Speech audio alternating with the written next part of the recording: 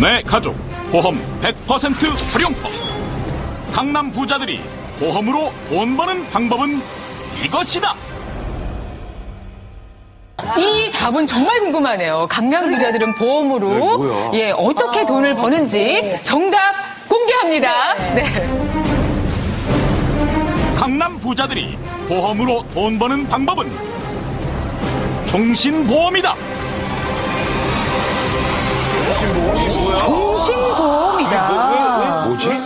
이게 사망보험 아니야? 네. 종신보험들도 많이 들어놓으신 분들이 있는데요. 우리가 이제 보통 종신보험이라 하면은 이제 집에 가장이 사망하거나 이랬을 때 그 사망보험금을 이제 남은 가족들을 위해서 이 보험금을 받게 되는 거. 이제 보통 이렇게 그 종신보험을 알고 계시죠? 근데 실제로 이제 이 종신보험을 얼마나 많이 가입하고 있는가 조사를 했는데 이 남녀 30대에서 50대 이 나이층에 계신 분들에게 조사를 했더니 70%에서 80% 이상 바로 이 종신보험에 가입을 하고 있다는 겁니다. 그러니까 지금 이 자리에 계신 분들만 하더라도 뭐 한두 분 빼놓고는 거의 다 이 종신보험에 가입하고 계신 거죠. 맞아요. 그런데 강남 부자들은 우리는 모르는데 바로 이 종신보험을 통해서 돈을 벌고 있다는 겁니다. 어떻게? 예. 자, 여러분들 죽을 때 재산이 있으면 어떻게 하세요? 물려주시죠? 네. 예, 누구한테 물려주시나요? 자식한테 물려주시죠? 그러면은 재산이 자식에게 그 상속이 되면은 어떤 문제가 생기죠? 세금 내야 되죠. 상속세. 잘 알고 계시네요. 예, 이 상속세의 부담이 어느 정도냐 하면은 우리가 이제 한 10억 정도의 그 땅을 가진 사람을 기준으로 할 때 상속세를 낼 때 이제 공제하는 여러 가지 항목이 있는데 한 5억은 공제하고 한 5억 정도에 대해서 그 상속세를 내는데요. 이걸 실제로 계산을 해보면은 그 5억에 대해서는 이제 상속세가 한 20% 정도 되기 때문에 한 1억 원 정도 됩니다. 근데 그 1억 원에 대해서 또 공제하는 그 금액이 한 1,000만 원 정도 공제를 해주는 제도가 있어서 이걸 공제하게 되면은 이 총 10억 정도의 재산을 상속했을 때 이 한 5억에 대해서 부과되는 이 상속세가 한 9천만 원 정도 됩니다. 그리고 이 상속세라는 것은 그냥 이렇게 딱 20% 내는 게 아니라 상속 가액이 점점 늘어나면 어떻게 됩니까? 누진세가 적용이 돼서 최고 50%까지 상속세를 내게 됩니다. 그래서 실제로 그 자식에게 재산을 물려주고 싶어도 이 상속세에 대한 부담은 그 부모뿐만 아니라 자식의 입장에서 볼 때도 상당히 크기 때문에 해결하지 못해서 더 안 좋아지는 경우도 많이 있습니다. 자녀에게 물려줄 자산이 있다는 거는 굉장히 좋은 일입니다. 그런데 이 세금 부분도 피할 수가 없는 부분이죠. 이런 사례가 실제로 있었습니다. 기업이 매각되는 사례가 있었는데요. 우리나라 회사 중에 손톱깎이를 만들어서 세계 1위를 하던 회사가 있습니다. 네. 이라는 회사였죠. 맞아요. 그런데 여기에 창업주이신 회장님이 갑자기 돌아가셨어요. 그러다 보니까 무려 이 회사의 가치가 한 300억 정도 되는데 여기에 한 절반 가까운 금액이 150억을 세금으로 내야 됩니다.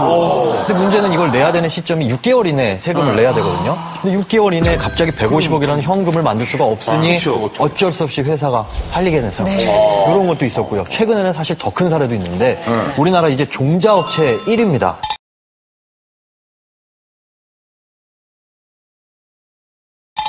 라는 회사가 똑같은 케이스로 해가지고 내야 될 세금이 무려 1,300억 원입니다. 무려 1,300억 원.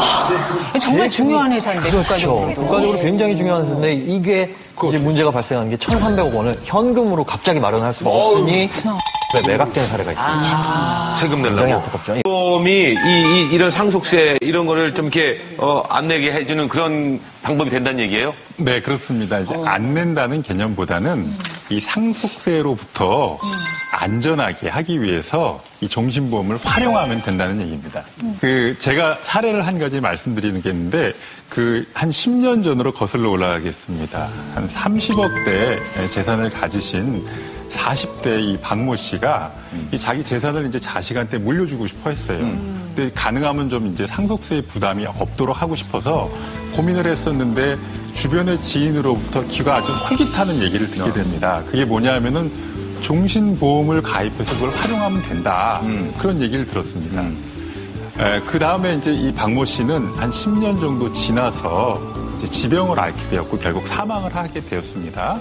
박 씨의 아들은 사망보험금 30억을 수령했을 뿐만 아니라 박 씨의 재산도 모두 상속을 하게 되었습니다. 그럼 모두 상속을 하게 되었습니다. 그럼 어떻게 이렇게 박 씨가 지인으로부터 이 종신보험을 통해서 활용을 하면 된다라고 얘기를 들어서 일단 자신이 가지고 있는 30억의 재산 중에서 10억 정도에 해당하는 부동산을 먼저 아들에게 증여세를 내고 증여를 해주었습니다. 예. 이 아들은 거기서 나오는 그 월세 수입으로 아버지를 피보험자로 하는 종신보험에 가입을 하였습니다. 이 종신보험의 보험금이 얼마냐? 30억입니다. 30억. 그리고 25년 동안 납부하는 이 종신보험에 가입을 했죠.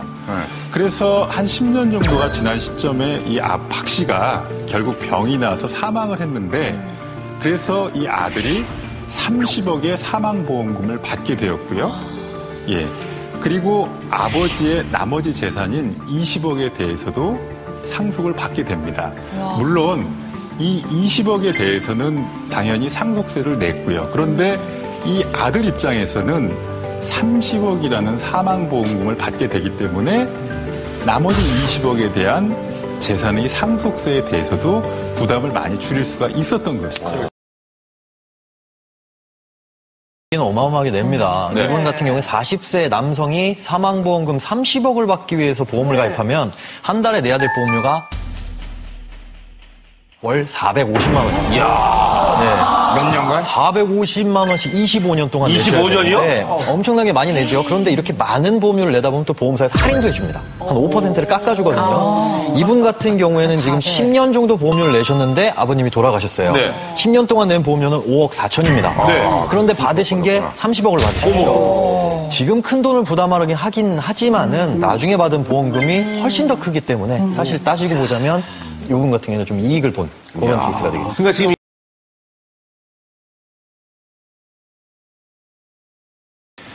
원래 그 종신보험의 그 사망보험금은 상속세를 당연히 내는 상속재산에 해당이 됩니다. 네. 그러니까. 제가 말씀드린 박 씨의 경우에는 사망보험금을 30억 원 아들이 받았죠. 그래서 만약에 이게 상속재산으로 본다면은 무려 9억 8천만 원 정도의 상속세를 원래 내야 됩니다. 네. 예. 이제 그래서 제가 오늘 준비한 게 바로 나의 종신보험, 그 보험료를 자식에게 내게 하라는 겁니다. 자식에게 내게 하라는 겁니다. 자, 잘 들어보세요. 이제 상속세를 부과하느냐, 안 하느냐의 기준이 뭐냐면은 단순히 형식적으로 그 종신보험을 누가 계약을 체결했느냐, 그 형식으로 따지는 것이 아니라 실제로 그 보험료를 누가 납부했느냐라는 것을 기준으로 상속세를 부과하는 것이죠. 제가 아까도 설명을 드렸지만 이 아버지는 미리 10억 정도의 부동산을 아들에게 증여를 했습니다. 네. 그리고 나서 아들이 거기서 나오는 월세 수입으로 아버지를 피보험자로 하는 종신보험을 계약해서 그 보험료를 매달 아들이 납부를 한 거죠.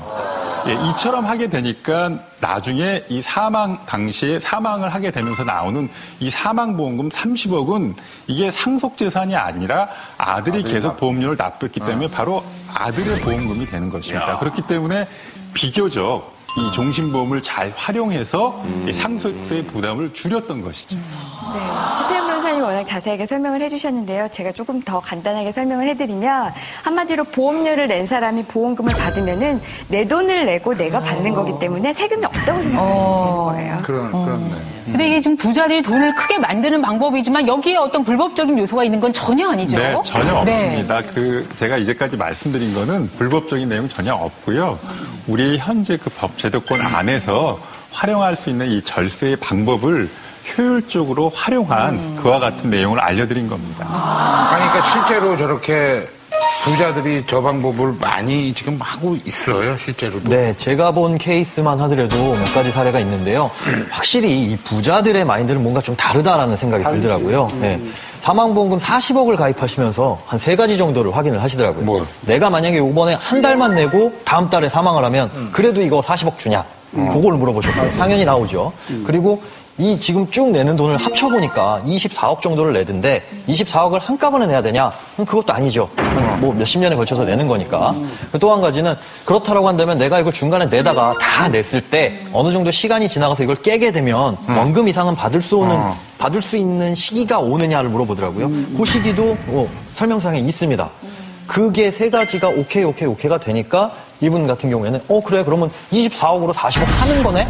라고 하시니 덜컥 계약을 하시더라고요. 네, 이 24억으로 40억을 산다.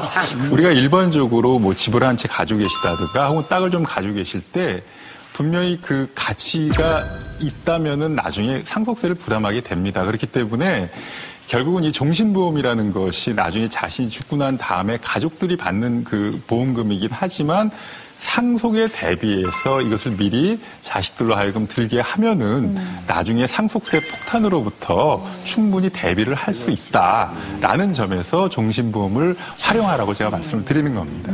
네.